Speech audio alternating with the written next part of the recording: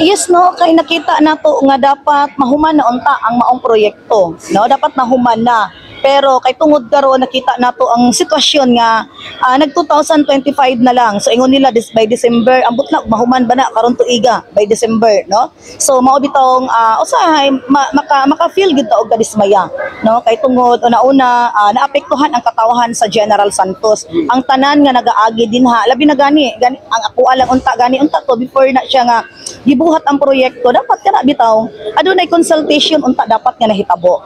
So dapat naagyo murag kami naman nga time na namo no nga nagpatawag ni consultation kay tungod nakita na nako ang problema.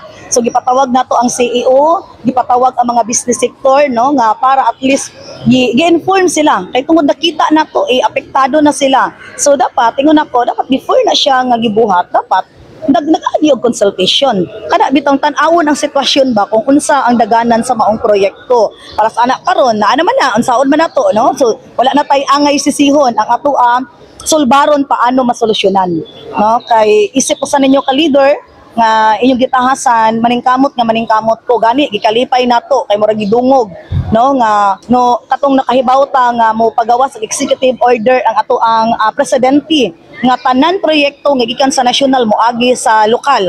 So gikalipay nato na kay gani kay syempre isip usa pud ka leader, isip ko sa kainahanin nyo, gusto nato nga maging maayos ang tanan proyekto, no, malokal man na o nasyonal kailangan maayos.